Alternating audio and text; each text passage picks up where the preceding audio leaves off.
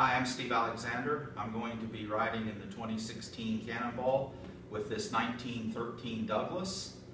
I actually acquired this just as the 2014 Cannonball was completing. I got it from the estate of Gene Alcott Sr. He was known as Mr. Vincent USA.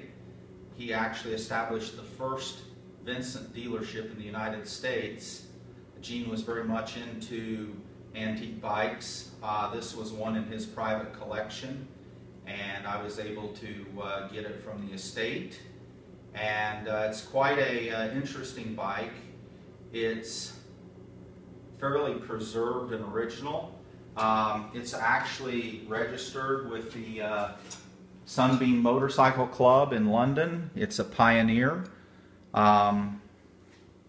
bike.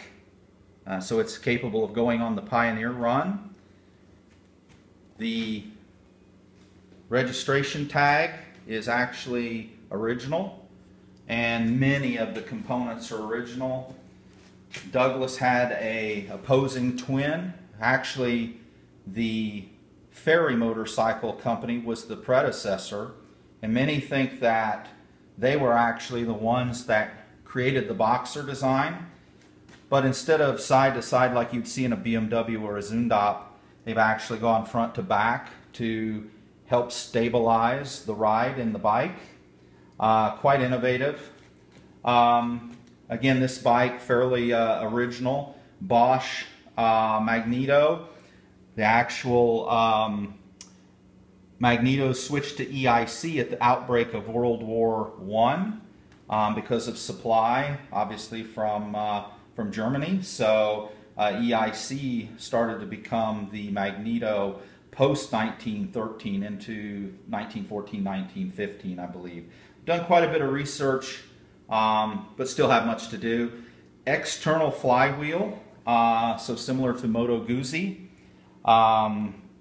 It's a chain primary, and then a 2-speed gearbox, no clutch, with a belt drive with a spoke mounted hub on the back.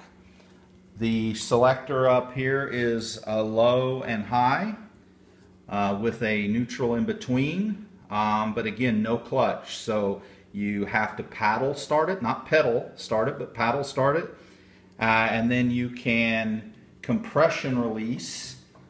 This is actually the compression release, and then that allows you to go from low to high. It actually also aids in the starting, so you put it in low, you compression release, you walk along with it.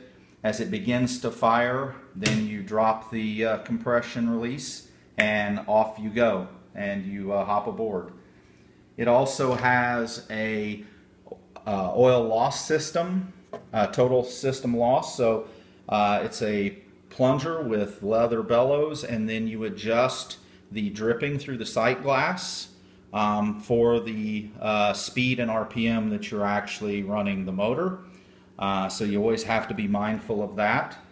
These motors were actually initially generator motors, so they actually are quite suited for sustained RPM speeds. So this bike approximately has about a 50-mile-an-hour top speed. I think some of the racers actually topped 55, closer to 60.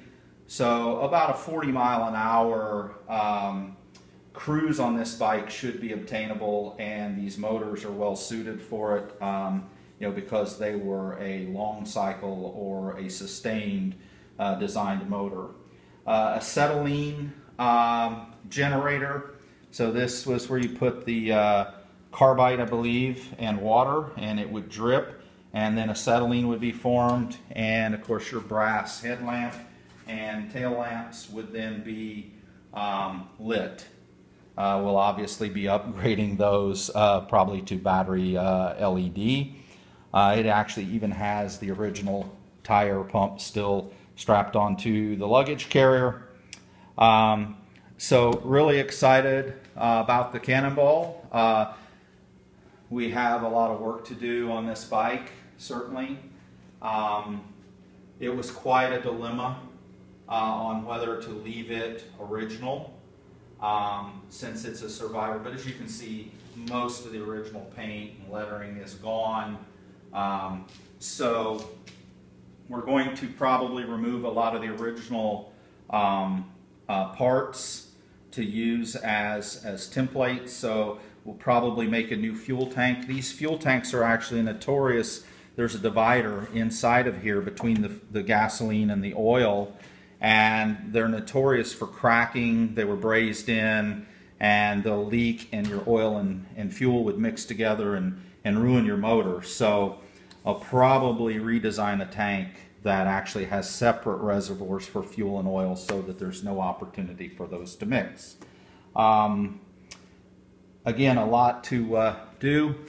We're going to try to leave it as close to original as possible for the run, but clincher tires and you know, old-fashioned brakes can be pretty dangerous. So we'll probably look at some enhancements there to make the bike a little bit more safe and durable to ride. So looking forward to the run. Again, Steve Alexander. I'll be piloting this 1913 Douglas. Oh, and one last thing. It's always nice when the bike that you buy comes with a little bit of hardware. I think you guys might find this interesting. It's actually an AMCA Junior First Place, Ole, 1993. So this bike has been around for a while.